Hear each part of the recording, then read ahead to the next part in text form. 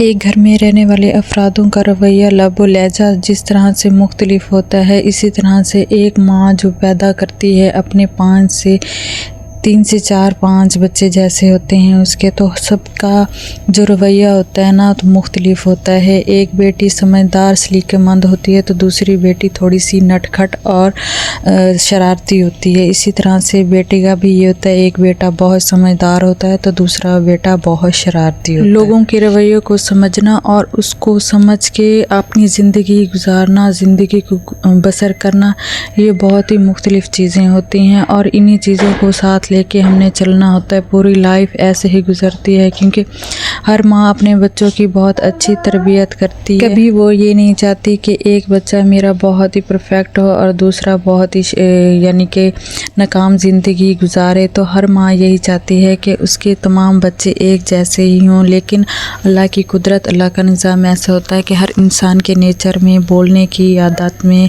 हर चीज़ में ही फ़र्क पाया जाता है। बिस्मिल्लाहिर्रहमानिर्रहीम। अस्सलाम वालेकुम। कैसे हैं आप सब लोग? अल्हम्दुलिल्लाह से मैं भी ठीक ठाक खैर खैरियत से हूँ और अब सर्दियों को एंजॉय कर रही हूँ। उम्मीद है आप भी सर्दियों को एंजॉय कर रहे होंगे। आज माशाल्लाह हमारी तरफ सर्दी कुछ कम है तो कपड़े वगैरह भी धोए मैंने और अपने घर की भी तफसीलन सफाई की, क्योंकि सर्दी की वजह से ना बिस्तर से ही निकला नहीं जा रहा और छोटे छोटे बच्चे होते हैं जिससे ना माओं को ना थोड़ा सा काम करने में ना मुश्किलात पैदा हो जाती है, क्योंकि बच्चों को भी हमने सर्दियों से बचाना होता है। इतनी गहरी धुंधें वगैरह पड़ रही हैं ना, तो अपने बच्चों का खुसूसी ख्याल रखें।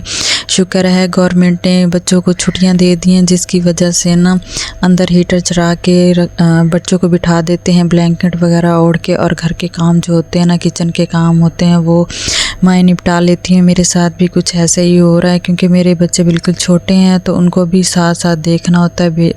दोनों बच्चों की कुछ दिन से भी तबीयत भी ख़राब हो गई थी, जिसकी वजह से ना बहुत ही मुझे डिस्टर्बिंग हो गई और मेरी अपनी भी तबीयत ख़राब है, आपको आवाज़ से पता लग रहा होगा। क्योंकि बच्चों को भी देखते देखते उनकी वॉमिटिंग वगैरह कर देते थे तो कपड़े इतने इकट्ठे हो गए, वो भी साथ के साथ धोए मैंने और बच्चों को भी देखा। मोटे मोटे कपड़े आपको पता है सर्दियों में इतने मोटे मोटे कपड़े पहने जाते हैं और ऊपर से ना हवा भी इतनी चल रही थी तो मुश्किल हो रहा था काम करना भी। अच्छा जी, यहाँ हस्बैंड की फरमाइश पे ना मैं चिकन का सालन बनाया, यानी कि चिकन कढ़ाई बना रही थी। मैंने ज़्यादा शोरबे वाला नहीं रखा क्योंकि मेरे हस्बैंड को ना ज़्यादा शोरबा पतला पसंद नहीं है, तो मेरी कोशिश होती है कि उनको जो जैसे सालन पसंद होता है, जैसे वो पसंद करते हैं ना, उसी हिसाब से मैं बनाऊँ। क्योंकि आदमियों के रवैयों को, यानी कि आदमियों को टेस्ट को देख के सॉरी उसमें वो बोल गए, आदमियों के जो टेस्ट होता है ना उसके हिसाब से घर का खाना बनता है। उनको पसंद आ जाए ना तो फिर खुशी होती है कि हमारे हस्बैंड को हमने खाना बनाया है तो अच्छा। तो मेरी बहनें जिनके ना हस्बैंड खाने के मामले में चूज़ी होते होंगे ना, मेरे हस्बैंड भी कुछ ऐसे ही हैं, तो मुझे ना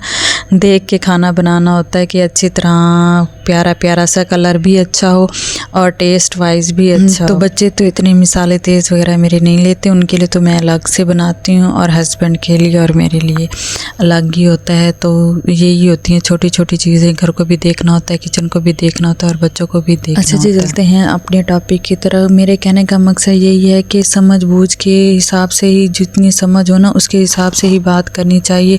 बाज़ टाइम ना लोग ऐसी ऐसी बातें कर जाते हैं ना जो दिल को हर्ट करती हैं और ना वो ऐसे अजीब अजीब सी फीलिंग्स होती है, तो इन चीज़ों से ना बचना चाहिए।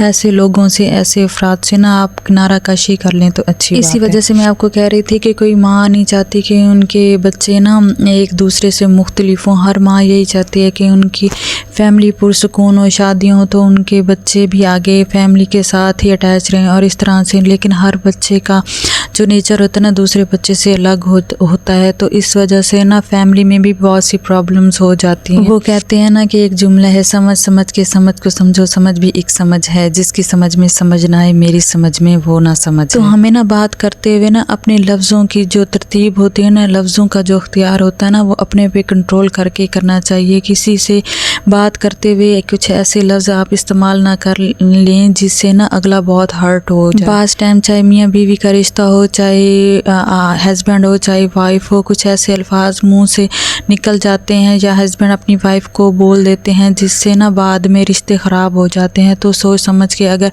हस्बैंड और वाइफ का रिश्ता भी है ना, सोच समझ के अगर हम बात करें ना, ये जितना पायदार और मजबूत रिश्ता है उतना ही नाजुक होता है। तो समझ के बात को करना चाहिए और उसमें एक लिहाज होना चाहिए। बीवी को चाहिए कि अपनी हस्बैंड की बात को माने समझे और हस्बैंड को भी चाहिए कि अपनी बीवी को प्यार दे, मोहब्बत दे। ये ना हो कि अपने घर वालों के पीछे लगा रहे और बीवी को छोड़ दे, जिससे ना बच्चों की तरबियत पे भी बहुत ज़्यादा असरअंदाज होता है और बच्चे भी इस तरह से माँ बाप को लड़ते झगड़ते देखते हैं तो नेगेटिव सोच उनमें भी आ जाती है। अच्छा जी, ये मैं बताऊंगी आपको, मैं बच्चों के लिए ना ये खशखाश का दूध बना रही थी क्योंकि खांसी नज़ला ज़ुकाम है ना, तो ये खशखाश जो होती है ना ये बच्चों के लिए, बड़ों के लिए खांसी नज़ला ज़ुकाम के लिए बेस्ट होती है। तो मैंने यहाँ खशखाश का 1 चम्मच डाला है और ये दूध डाला है और इसको मैंने ना अच्छी तरह से पका लूँगी।